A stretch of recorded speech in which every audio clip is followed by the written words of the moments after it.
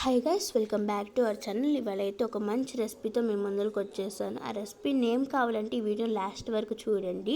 ప్రాసెస్లోకి వెళ్ళే ముందులో నా ఛానల్ కొత్తగా ఎవరైనా చూస్తున్నట్టయితే లైక్ చేయండి, షేర్ చేయండి, కామెంట్ చేయండి అండ్ సబ్స్క్రైబ్ చేసుకోవటం అస్సలు మర్చిపోకండి. Okay, let's go to the process అనమాట. ఫస్ట్ అయితే ఒక బ్రెడ్ పీస్ అనేది తీసేసుకోవాలి. అదే కంపెనీ అయినా పర్వాలేదు. ఆ బ్రెడ్ పీస్ని ట్రయాంగిల్ షేప్లో అనేది కట్ చేసేసుకోవాలి. మా మమ్మీ అయితే పొటాటో కర్రీని అనేది ప్రిపేర్ చేసింది. స్మాష్ చేసుకున్న పొటాటో కర్రీని అనమాట.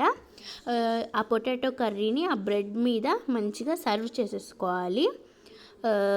మంచిగా ఎక్కువ చేసేసుకోకండి, టేస్ట్ ఉండదు. తక్కువ చేసుకుంటే టేస్ట్ ఉంటుంది. ఎందుకంటే మనము ఆ పిండిలో ముంచేటప్పుడు ఆయిల్లో ఫ్రై చేసుకునేటప్పుడు ఉబ్బిపోతుంది అనమాట. అందుకని ఇప్పుడైతే ఆ బ్రెడ్ పీస్ని దాని మీద పెట్టేసుకోవాలి. మనం పకోడీ పిండిని ఎట్లా కలుపుకుంటామో దట్టు అట్లా అయితే కలిపేసేసుకొని మంచిగా దాంట్లో ముంచేసుకొని ఫ్రై చేసేసుకోవాలి.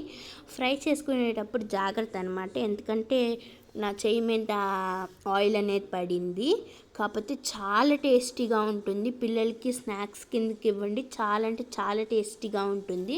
ఫస్ట్ టైం ట్రై చేసిన చాలా టేస్టీగా ఉందన్నమాట. ఓకే, రివీల్ చేసేస్తున్నా. దాని పేరు వచ్చేసి బ్రెడ్ బజ్జీ అనమాట. చాలా అంటే చాలా టేస్టీగా ఉంటుంది. Okay friends, bye guys.